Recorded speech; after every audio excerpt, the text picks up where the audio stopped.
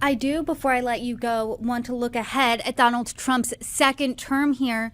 We saw some key Senate confirmation hearings this past week. People like Mhm. Pam Bondi for AG, Marco Rubio for Secretary of State, and Pete Hegseth for Defense Secretary. What stood out to you this past week when you're looking at key moments from these hearings?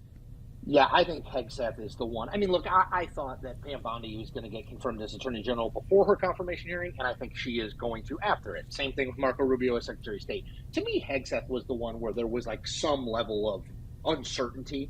Um, what became clear pretty quickly, though, in that confirmation hearing was that Republicans were going to defend him, up to and including Joni Ernst, the senator from Iowa, that we thought might be a swing vote, and that she was going to be for Hegseth. So, look, Pete Hegseth, a month and a half ago, I would have bet you Pete Hegseth wouldn't make it as defense secretary. I think he now has a better than 90% chance of making it. That, to me, out of this week of confirmation hearings, was the sort of the biggest takeaway. Matt Gaetz, who was the AG nominee before Pam Bondi dropped out after a House ethics report was going to release some really gnarly accusations about his character. Mm-hmm. Pete Hegseth has faced a fury of allegations, including sexual abuse, financial mismanagement, and drunken and inappropriate conduct around colleagues. Yep. Do you think that this suggests the fact that it's looking like he's going to get confirmed, that integrity, past behavior doesn't matter as much anymore?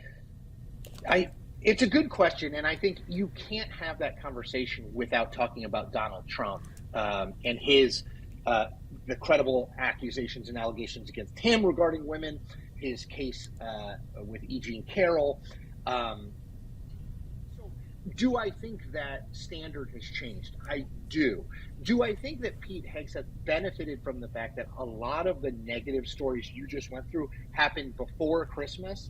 And kind of amazingly in this news cycle now feel like old news? I do. If all of those stories you just detailed happened a week before hearing, I think he'd be in a lot more trouble. Recency bias is a real thing for senators, members of the media, and everybody else. I think he benefited from the fact that it was kind of, oh well, we already know about that. It's like, well, we didn't know about it December 1st, but I think that's probably would help them. And again, I do think there is sort of how he behaves in private doesn't affect what he's going to do as defense secretary, which is the same logic lots of people use to vote for Donald Trump. Chris, before I let you go, is there anything that you saw in these hearings over the past week that gives an insight or any indication of what the second Trump term is going to look like? Yeah, I was again, the Hegseth one was the one I paid the most attention to, and I was struck by how aggressive Democrats, from Tim Kaine to Elizabeth Warren to Mazie Hirono, were going at Hegseth on some of this personal stuff. Because I do think there's a calculation that Democrats are going to have to make it. Are they going to just resist Trump and Trump's nominees no matter what, under all circumstances, over this next 4 years? Or are they going to try to find ways to work with some of them? And at least the initial readout was when it came to Pete Hegseth, they are going to be an attack mode. There is not going to be any conciliation, and I take that as a data point. I don't think it's conclusive, but I did think that was interesting as we sort of head to. There's so much focus on what Trump is going to do. How Democrats react to what Trump is going to do is a big story too.